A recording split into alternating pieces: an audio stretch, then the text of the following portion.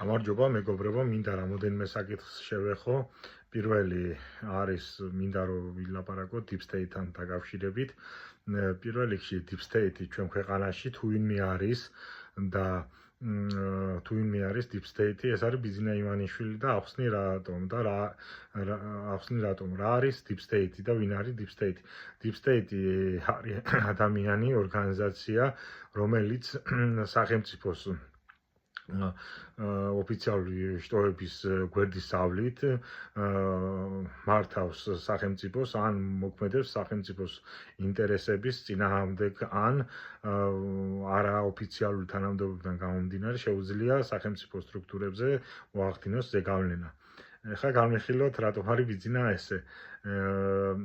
როდესაც ბიძინა ვითომ პოლიტიკიდან იყო წასული, შეკვეთილიდან და ჭორვილიდან ხსნიდა და ნიშნავდა პრემიერ-მინისტრებს, პარლამენტის თავმჯდომარეებს, გენპროკურორებს და შემდგომ ამას მე არ ვამბობ, თვითონ ბიძინას აქვს რამოდენიმეჯერ ნათქვამი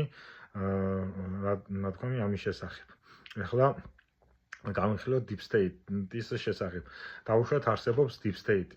Deep State-ი, რომელიც თემს მსოფლიოს ამარცხებს, მათ შორის ტრამპს, ამერიკას და ასე შემდგომ,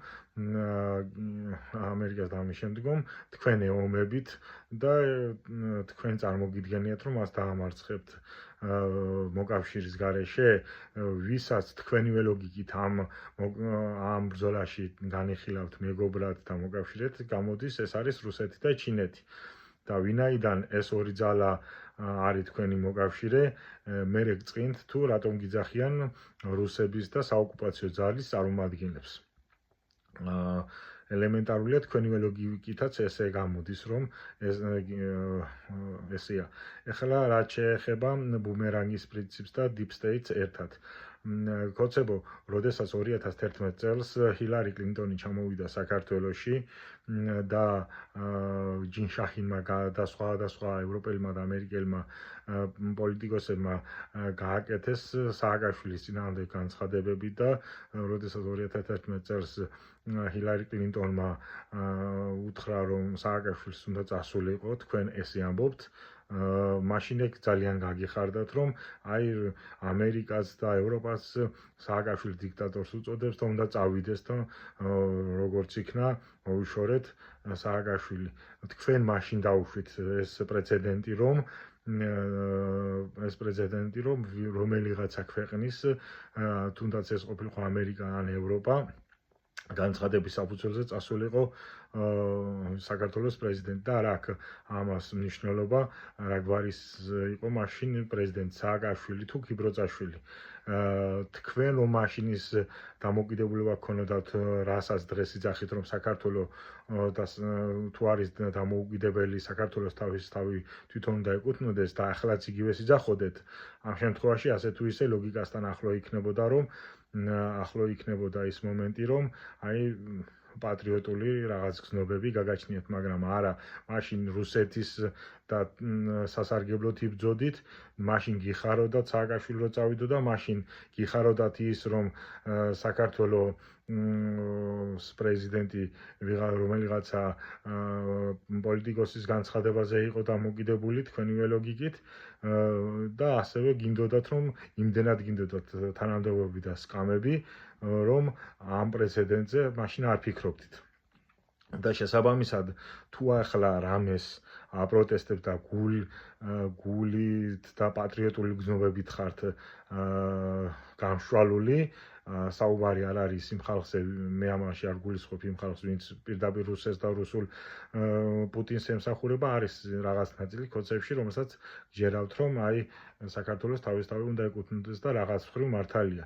მაგრამ ამ შემთხვევაში თქვენ პრეცედენტი არ უნდა დაგეშვათ 2011-ში მსგავსი და ამით სკამები არ უნდა მოგეპოვებინათ, მაგრამ ყველაფერზე წადით და ყველაფერი იკადრეთ. რაც შეეხება ბუმერანგის პრინციპს, კიდევ ერთხელ ახსნი რას მიგულისხმობ, როდესაც 2011 წელს და 2007 წელს თვეობით ჰქონდათ გადაკეტილი, კარვების ქალაქად ჰქონდათ ნაქცევი რუსთაველის თეატრი და პარლამენტი მაშინ ამ თქვენ აქციებს უძახოდით დემოკრატიულს და დიქტატორი სააკაშვილის წინააღმდეგ ჩვენ ყველა დემოკრატიულ ნაბიჯს ვდგავთ, კანონით დასაშვებ ნაბიჯს ვდგავთ იმისათვის, რომ მოუშოროთ დიქტატორი სააკაშვილი, მაგრამ ეხლა უკვე ის პრეცედენტები, რაც თქვენ დაუშვით 2007-ში და 2011-ში, ეხლა უკვე თქვენ აღარ მოგწონთ ქუჩაში ხალხი და არ მოგწონთ პროტესტი პარლამენტში წინ ან პარლამენტთან განსხვავება მაშინდელ აქციებს და ახლანდელ აქციებს შორის ის იყო, რომ ეხლა ხალხი ნამდვილად იბრძვის მისი კარგი მომავლისთვის, დამოუკიდებელი საქართველოსთვის, ევროპისთვის, ევროპული ფასეულობებისთვის და ევროპული მომავლისთვის, ხოლო თქვენ და თქვენი მთავრობა იბრძოდით რუსეთისთვის და რუსული გავლენების დასაბრუნებლად საქართველოში და ეს რომ ასიარო თქვენ რუსული საოკუპაციო ძალის წარმომადგენლები ხართ, ამის შესახებ განცხადებებს და იმის არა მარტო საქართველოს და ქართველი ხალხი აკეთებს თქვენს მიმართ, არამედ მსოფლიომაც უკვე თქვენს შეფასებაში ერთგვაროვანია და ერთნაირად აზროვნებს და ამაზე მეტყველებს მეგობარი აქტის ამერიკის. ამიტომ მეგობრებო, თუ ვინმეს მანდ აზრი და გონება დაგჭათ, გაიაზრეთ ეს ყველაფერი და იაზრუნეთ. კარგად ბრძანდებოდეთ.